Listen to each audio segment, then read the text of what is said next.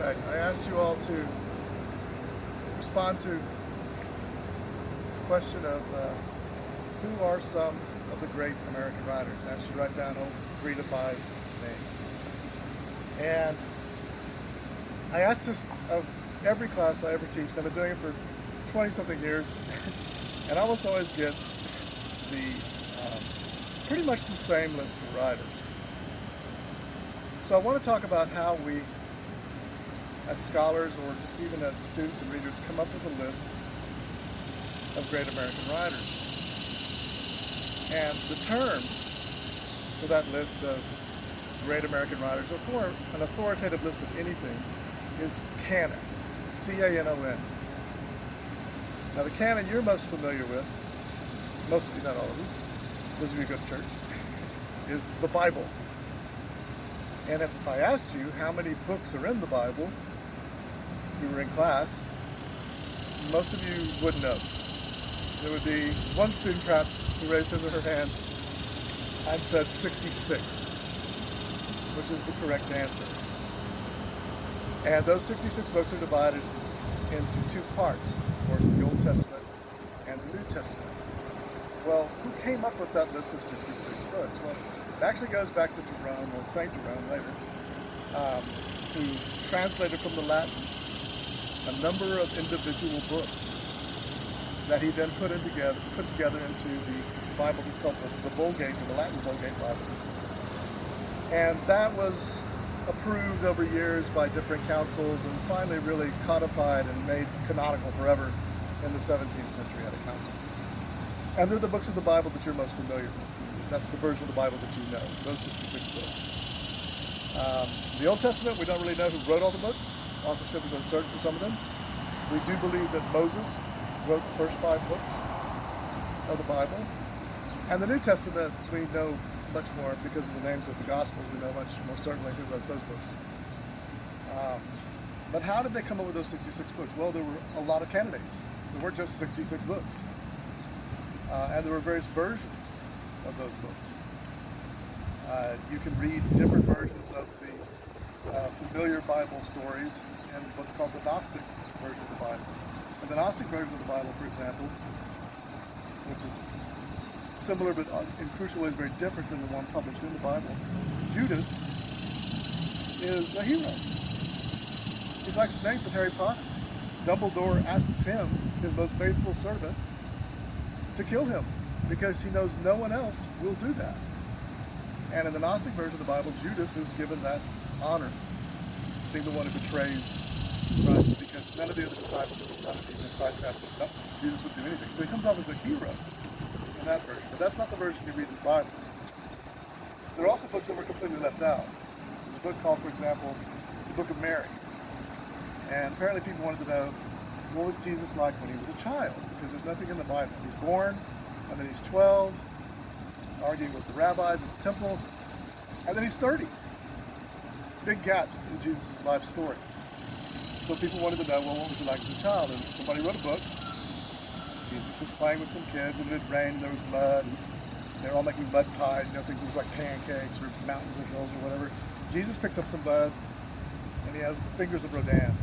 He just sculpts it into a little bird. And he holds it in front of him, and he blows on it, and flies into the sky. And there were many such, but Jesus as a child performing miracles here. Well, those stories were not considered authentic. And the key criteria for having a book included in the Bible was that it was divinely inspired, and thus authoritative, and thus canonical. So there were books put in, and there were books left out. And we eventually came to this collection of 66 books. Now, when I put together a class on American literature, I have to come up with a list of writers. Or I use an anthology, which, like the Bible, was edited to include the authoritative texts, or what the scholar's best guess is at that time of what works are most important for that generation of readers to read. So you have the Norton Anthology and the Heath and so on. And then you have people like me who don't use an anthology, and I give you a list of writers. Well, that's my canon. Now I asked you all to come up with list of writers. 3 to 5 writers. And I don't have your list in front of me. This is on video, and it might even not be for a different class. But typically, I get the same list and I have for 2.5 decades. It's Hemingway, and F. Scott Fitzgerald, and maybe William Faulkner. It's Poe, Hawthorne, Melville. Usually somebody will suggest Emily Dickinson, and so on. Mostly writers from the Northeast, some from the South, none from the West, and none from the Southwest. They're almost always men. Very few women get put on this list. Very seldom do I have anybody suggest an African American writer, or in spite of the fact that we live where we live in the Valley, a Mexican American writer, or certainly not Native American writers or Korean American writers, and so on. So I get the same list every year. Geographically, it's determined mostly by the Northeast, which is apparently where all the great writers live, still do. And then it's mostly men, very few women, and hardly any what we would call hyphen American writers, multicultural writers. Now, I could speculate on why I've been getting the same list for 25 years. But I went to school in the late 80s and early 1990s at a time when these canons of American literature, of literature in general, but specifically American literature, were being revised, heavily revised, to include many more women writers, many more Hispanic writers, many more African American writers, and so on. In other words, to create a canon that was not exclusive, but was much more inclusive. What changed the canon? It's a long story, but it's actually a very interesting and almost heroic one. After the Civil Rights Movement of the late 1950s and early 1960s, and with the passage of the Civil Rights Act in 1964, and with the women's movement in the 1960s and 1970s, and the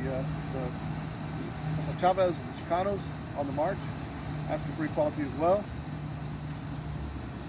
more and more students of that type got into college. More and more. And they've got their undergraduate degrees in the 60s and early 70s. Then in the 70s, they got their masters and their PhDs. By the 80s, they were in the classroom. Many, many more women. When I started in my department in 1994, 1995 here at Pan American College, there were only 2 women teaching in my entire English department who had a PhD. Right? That was it. Now they all do. And there's more female professors than male professors. How did that happen?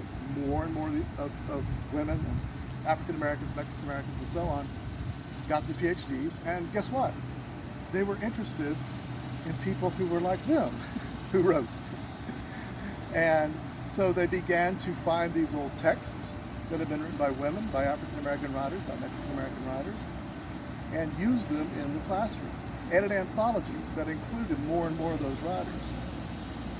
And it was really a direct result of larger cultural changes, which eventually found their way into representation in the classroom.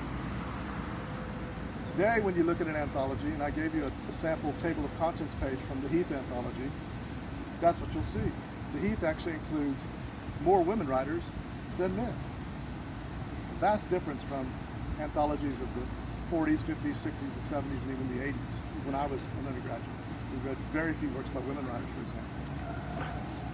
And when I look at your list, it's still that old list. And you can speculate on why that is. Most of you are drawing on these lists from, I guess, high school or other courses. But the canon of American literature today is expanded and inclusive. The criticism of that canon is that it's kind of like affirmative action. These writers aren't being put in there because they're good. They're just token writers. They're just representative writers. And I heard that argument a lot in the 90s. I haven't heard it much since. And I think the main reason is because those of us who have taught for now 2 decades the revised canon of American literature find it exciting because it speaks to everyone in the class, not just a few people, and find the quality of the writing to be just as high, just as exemplary.